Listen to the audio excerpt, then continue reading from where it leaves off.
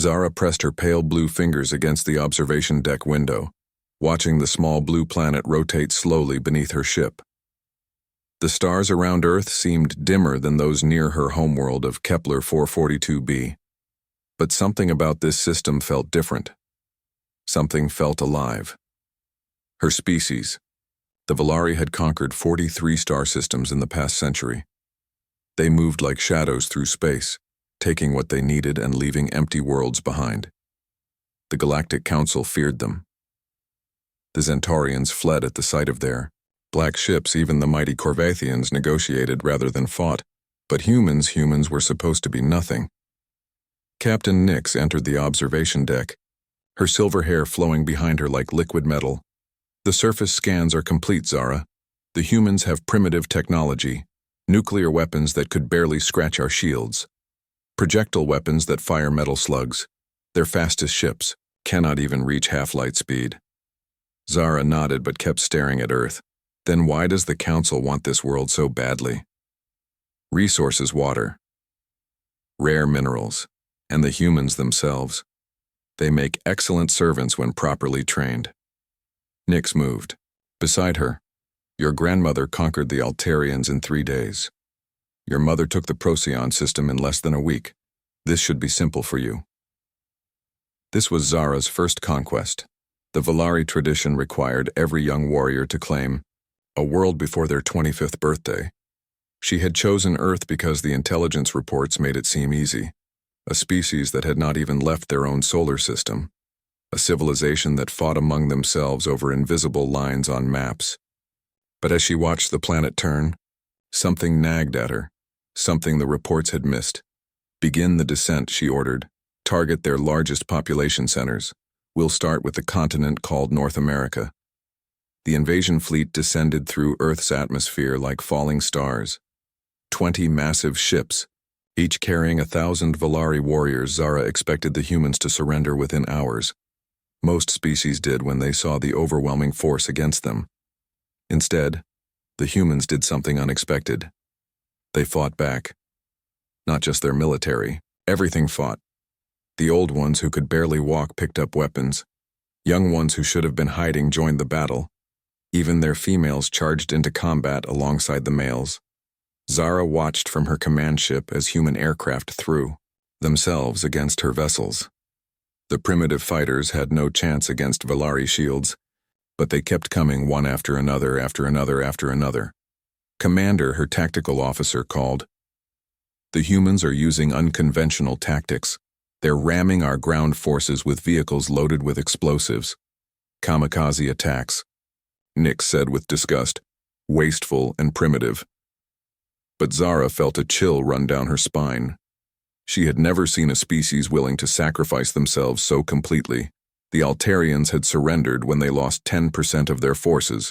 The Procyonians had given up after losing their capital city. The humans lost entire cities and kept fighting on the 3rd day. Something changed. The human resistance started getting more organized, more effective. Their crude weapons began finding weak spots in Volari armor.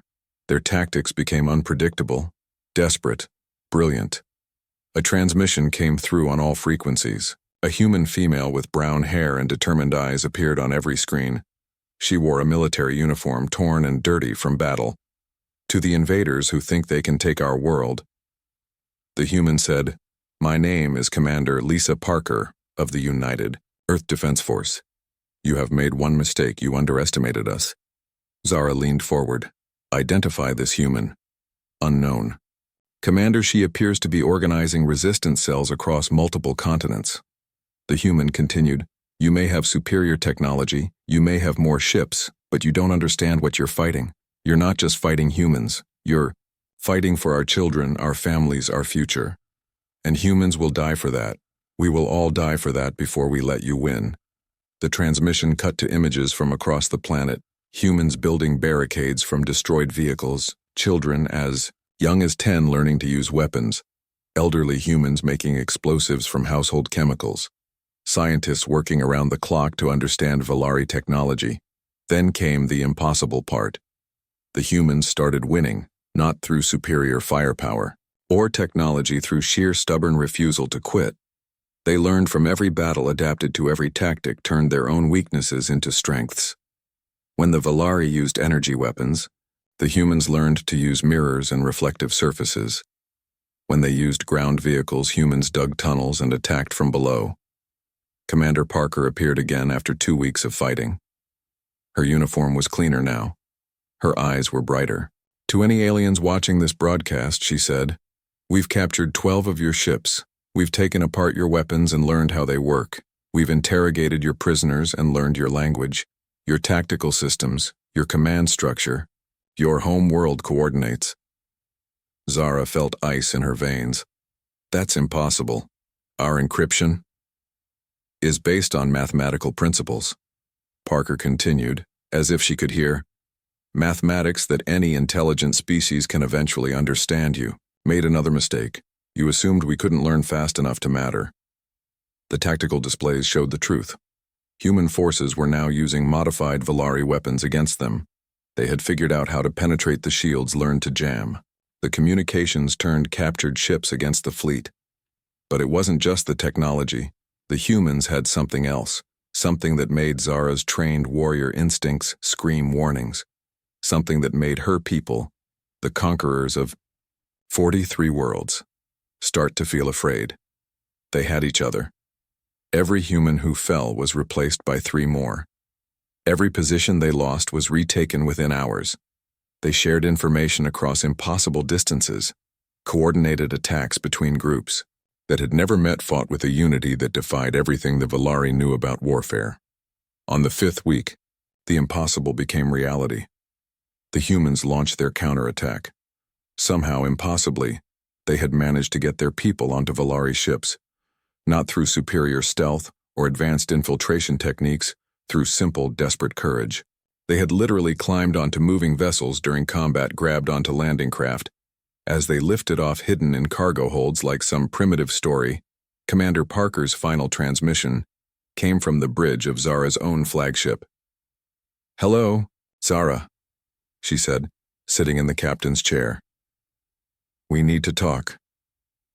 Zara found herself face to face with the human in her own conference room. Parker was smaller than expected, perhaps 5.5 feet tall, with brown hair and ordinary features. Nothing about her suggested the tactical genius who had outfought a superior force. How, Zara asked. "How did we win?" Parker smiled. "We didn't. You could glass this planet tomorrow if you wanted, but you won't. Why wouldn't we? Because you're not stupid. You've realized what every other species in this galaxy is going to realize when they hear about this." Parker leaned forward. "Humans don't just fight to survive. We fight to win. And when we can't win, we make sure the cost is so high that victory becomes meaningless." Parker activated a holographic display showing Earth's surface. Right now, there are 10,000 human sleeper cells on every continent. Each one has enough nuclear material to create a dirty bomb. Each one has volunteers ready to detonate them if Earth falls. We've also managed to get human teams onto 17 of your ships, including this one, and we've sent our coordinates to every major government on Earth. If we don't, report back safely every 6 hours. They start launching everything. Zara stared at the human. "You would destroy your own world. To keep it free." "Yes." Parker's expression was completely serious, "but we'd prefer not to. Here's what we propose." The human outlined a plan that was audacious. Beyond belief, humanity would join the galaxy not as servants or subjects, but as equals. They would share their greatest discovery, not technology or resources, but something far more valuable: hope. Every species you've conquered gave up because they couldn't imagine winning. Parker explained. "We don't have that limitation. We can't imagine losing, not permanently. We'll keep fighting and adapting and growing until we find a way, no matter how long it takes." Zara looked at this small, brown-haired human who had somehow defeated her entire fleet. "And you want to teach this to others?" "We want to offer it. The choice to fight back. The knowledge that it's possible. The understanding that freedom is worth any price." Parker stood. "Your people are warriors. Zara, you understand strength when you see it. The Council will never accept this. Then we'll change the council or replace it. Parker's smile was almost predatory. That's what humans do. We change things. We don't accept the way things are. We make them the way they should be. 6 months later, Zara stood again at the observation deck window, but now she was looking out at something unprecedented in galactic history. A fleet of mixed-species ships. Human vessels flew alongside reformed Valari cruisers. Freed Altarian fighters escorted Procyon transports. The rebellion had spread faster than anyone thought possible. 43 worlds that had accepted conquest now demanded freedom. Species that had never resisted now fought with desperate courage, and leading them all was the small blue world that refused to surrender. Commander Parker joined her at the window. Now wearing the uniform of the Free Galaxy Alliance, do you regret it? Parker asked. Giving up conquest.